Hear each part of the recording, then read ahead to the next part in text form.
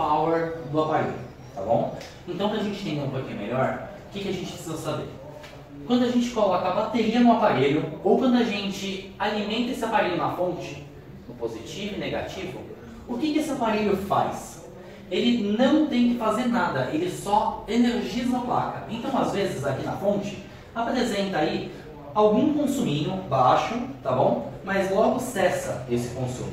Então, por exemplo, sempre que a gente faz isso daqui, ele tem que dar um consumo normalmente de 0 mA e manter. A não ser que ele apareça aqui 100 mA e logo 0, tá bom? Só quer dizer que energizou a placa. À medida que eu energizei essa placa, o que acontece com ela?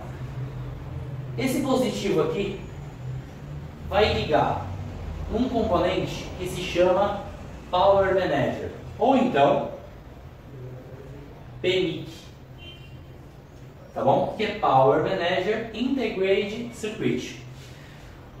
Quando eu energizo essa placa, esse gerenciador de energia, ele pega essa energia e já distribui para alguns pontos estratégicos aí na placa. Por exemplo, ele pode distribuir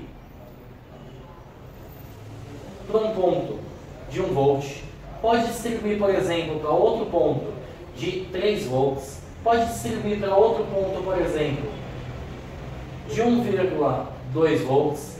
É assim como ele vai fazer com o nosso botão Power, que ele vai colocar por volta de 1,4 a 1,8 volts normalmente, tá bom? Botão Power. Fazendo isso, tem alguns aparelhos que dá mais voltagem do que isso, tá? Isso daqui é o comum aí na maioria dos aparelhos, mas eu já peguei aparelhos, por exemplo, que dava 3,8 volts no botão Power e funcionava, tá? Porque depende do projeto que é executado isso. Fazendo isso, o que aconteceu aqui? Esse gerenciador de energia já colocou voltagem em alguns pontos para o aparelho começar a iniciar em si, mas ele só vai funcionar depois que eu apertar o botão Power. Tá bom? Então, aqui seria um segundo estágio. Quando eu apertar o botão Power, o que o botão Power vai falar? Ele vai falar, gerenciador de energia, você pode puxar a energia da bateria para ligar. Então, quando eu apertar o botão Power, ele vai ter um segundo estágio. Então, esse daqui a gente conta como o primeiro estágio. O segundo estágio seria iniciar o Power do aparelho. O que ele vai fazer? Ele vai consumir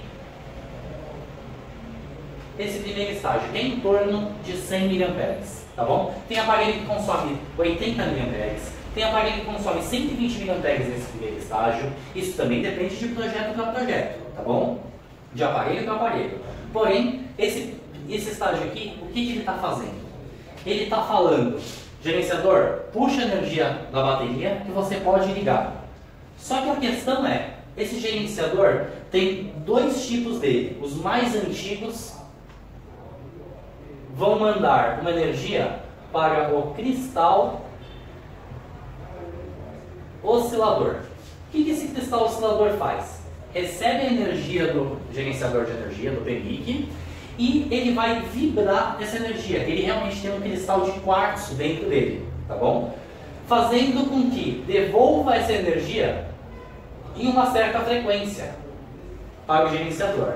Aí sim, para o aparelho ligar, tá bom?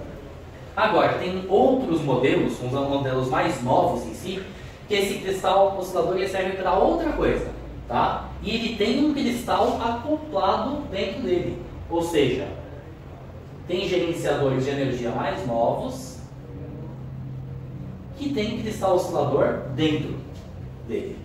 Então, isso daqui a gente vê já como é que faz como é que diferencia um do outro, tá bom? Mas no geral em si, tem o cristal ou dentro ou fora.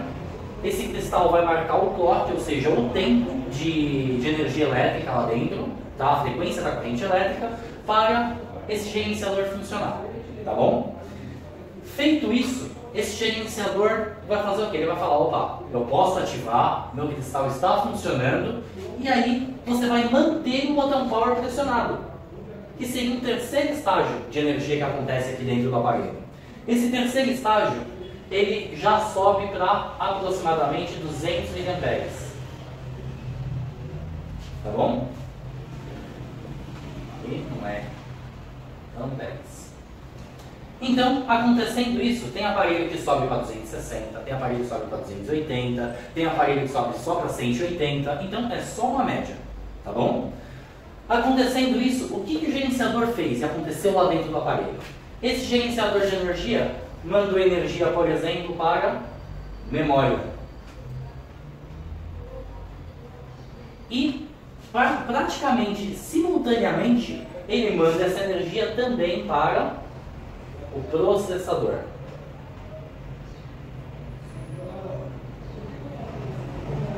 Tá bom? Ele faz isso simultâneo, tá certo? Fazendo isso simultâneo, quando ele sobe nesse segundo estágio, normalmente é quando a gente solta o botão, tá? Aí sim ele dá o boot no sistema para iniciar o sistema operacional. Por exemplo, ele vai iniciar o Android, ele já vai subir a tela com o logo da marca, por exemplo, da Motorola, da LG, da Samsung, tá bom? Fazendo isso em si, ele vai começar um quarto estágio, que é começar a oscilar essa energia, oscilar o consumo. Ele oscilando esse consumo, ele começa a ativar, por exemplo, um sinal. Ele começa com Wi-Fi. Ele está alimentando também um display, tá? Que acontece bem simultâneo com a energização do boot, tá certo? Ele vai começar a ativar as funções lá dentro do aparelho. Então, sabendo desses consumos em si e o que se trata lá dentro do aparelho, como é que o aparelho se comporta, a gente começa a analisar aí os defeitos. Aparelhos que não ligam é uma grande incógnita aí para quem não entende o funcionamento dele lá dentro, tá certo? Então, como é que a gente vai falar aqui? Se ele ficar só em zero, se você aperta o botão e ele não sobe carga, o que você vai fazer? Primeiramente, testar o botão, que seria o básico, certo? Testou o botão está tudo ok, você vai medir se tem voltagem, se tem tensão no botão power. Por quê? Se não tiver tensão no botão power, o defeito está onde? No gerenciador de energia que não enviou tensão para ele. Ou pode estar em algum componente no meio do caminho, que aí nós temos que medir a linha de comunicação, tá bom? Então, nesse primeiro estágio aqui, o defeito está ou no gerenciador, ou nos componentes do botão, ou no próprio botão. Agora, e se quando eu apertar o botão, ele sobe para esse segundo estágio aqui, que é aquele 100 mA. Aí, nesse caso, por exemplo, o que aconteceu? O gerenciador puxou a energia da bateria, só que ele não ativou em si. Por que ele não ativou? Acontece simultâneo a energização da memória, do processador e o cristal, tá bom? Pode ser defeito no cristal oscilador, tanto interno dele quanto externo, tá bom? Já já a gente fala da diferença. Quanto um defeito, por exemplo, no próprio gerenciador que não conseguiu enviar energia para o restante. Agora, tem mais um terceiro defeito que é o quê? Na memória. Então, como seria o teste nesse caso aqui? Nesse caso, travou nesses 100 mA, a primeira coisa que você vai fazer é conectar o celular no computador. Por quê? Se subir algum driver em si, normalmente vai subir um driver MediaTek ou um driver Qualcomm. Nesses casos, por exemplo, é defeito no boot da memória, na inicialização. Aparelho da Motorola é muito comum acontecer isso, tá? Aí o pessoal passa uma coisa que é uma flash que chama Bake Flash nele. Aí ele retorna o boot para você fazer o software normal do aparelho, tá bom? Agora, outros aparelhos também dão defeito na memória. Tem vezes que só com software comum via cabo se resolve, e tem vezes, por exemplo, que você necessita de uma aparelhagem para fazer o JTAG nele. Tá? Já ouviu falar em JTAG? Não. JTAG, nós utilizamos uma box que dá acesso a um programa, onde nós soldamos os fios diretamente na memória, que é para recuperar o boot e fazer a instalação do software nessa memória. Tá bom? Existe a RIF, que faz esse trabalho, existe a Medusa, que faz esse trabalho, existe também uma outra que chama Z3X EasyTag, tá bom? Aí nesse caso a gente já está falando de defeito de memória em si, por isso que ele sobe driver quando se conecta no computador, tá bom? Agora, lembrando, ele não está dando boot do sistema operacional, certo? O defeito pode ser na memória? Pode. Assim como tem memória, você tem que testar o oscilador do lado. Por quê? Todo CI que executa mais funções, ele tem que testar o oscilador ou interno ou externo, que faz aí o trabalho de dar o clock na eletricidade para marcar o tempo de funcionamento dele, tá bom? Seria a frequência dessa corrente elétrica. Então, primeira possibilidade é defeito na memória ou defeito na parte de software. Agora, conectou o cabo no computador e não subiu um driver, por exemplo, aí neste caso, por exemplo, você pode testar tais osciladores ou o defeito normalmente está no gerenciador de energia, tá? Agora, e se ele passou dessa fase? Se ele subiu para mais um estágio em si? Ou às vezes ele até pula esse estágio e sobe para cá direto. Aí nesse caso, o defeito normalmente pode estar em um monte de situações diferentes. Por quê? Com um consumo maior, você tem um certo aquecimento na placa em si. Às vezes esse aquecimento não é visível ou não dá para a gente sentir com um dedo, por exemplo, mas nós conseguimos identificar ele ou com uma câmera térmica ou com um Doppler, tá? Por exemplo, tem esse aparelho estranho aqui, justamente por causa da câmera térmica dele. Deixa eu aumentar o brilho da tela aqui, para você enxergar legal.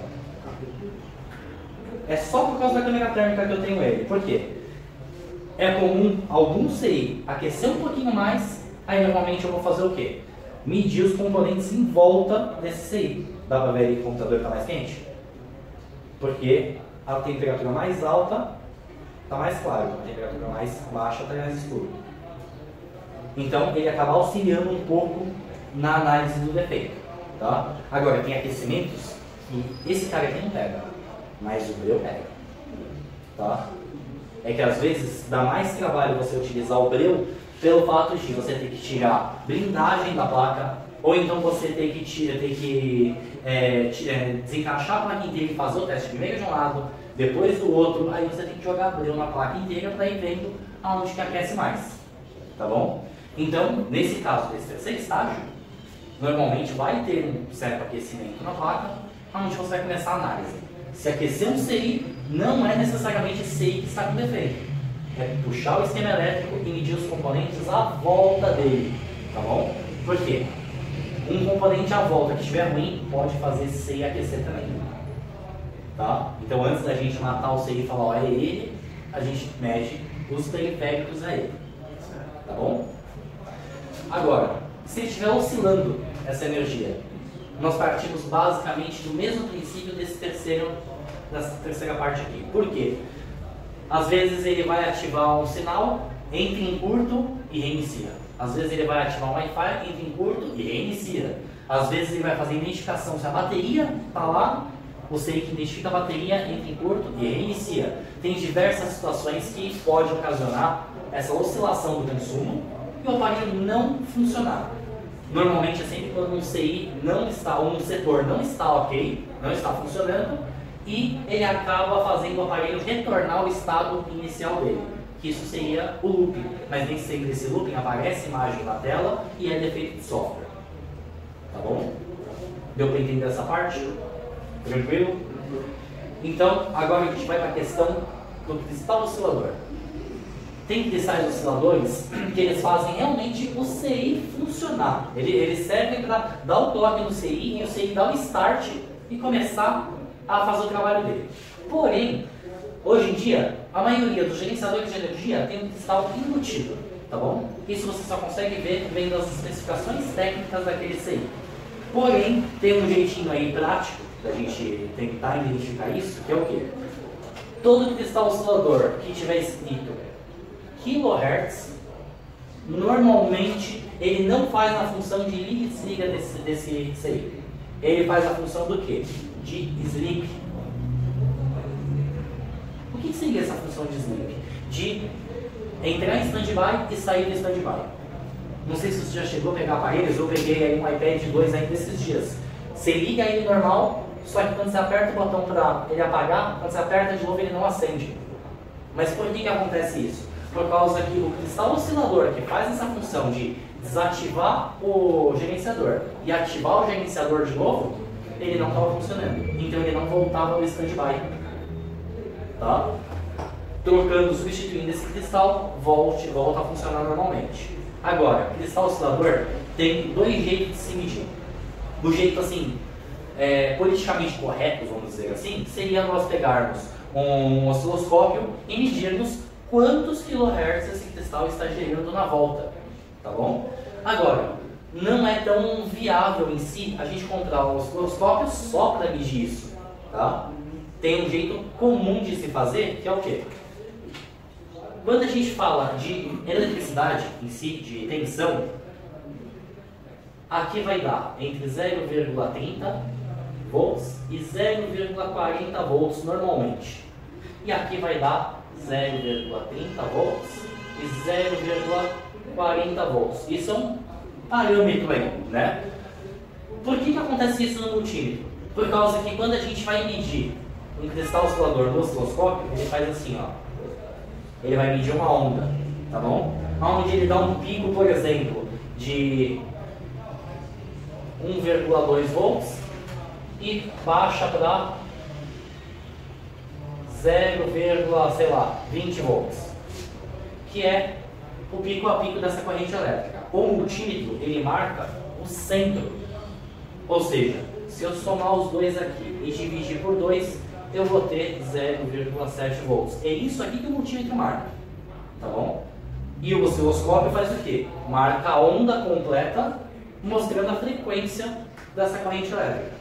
Então, com o multímetro dá pra gente medir, só que vai aparecer uma certa voltagem, tanto na entrada dele quanto na saída, tá? Para devolver para o gerenciador de energia, tá bom?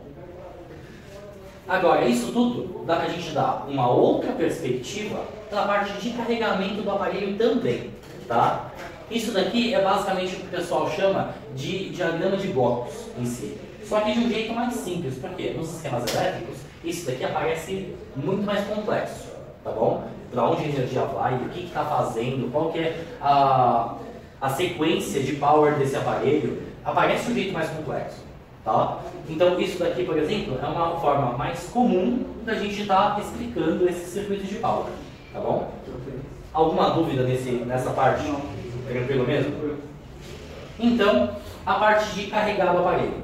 Eu poderia ter o mesmo CI que gerencia essa parte de liga e desliga, ser um CI de carga também. Poderia acontecer. Existem alguns aparelhos que fazem isso, tá bom? Mas hoje em dia, os aparelhos mais atuais, eles têm CIs de carga separados. Que são o quê? São os chamados PMI. Ao invés de ser PMIC ou só PM, ele vem descrito em cima dele PMI e uma numeração. Esse CI normalmente é um CI de carga do aparelho e ele faz o quê? Ele também liga aqui, ó, no positivo da bateria. Só que ele necessita de algo mais para estar carregando. Ele não necessita só da ligação da bateria do negativo. Ele necessita também da identificação da bateria, do ID. Então, ele identificou que a bateria está aqui, consegue medir a carga tudo certinho, então ele vai enviar carga para cá. Se ele não conseguir identificar essa bateria, ele não consegue enviar essa carga, tá bom? Então assim, é um jeito diferente, né? Uma perspectiva diferente da gente ver, ao invés de só o esquema elétrico, tá bom?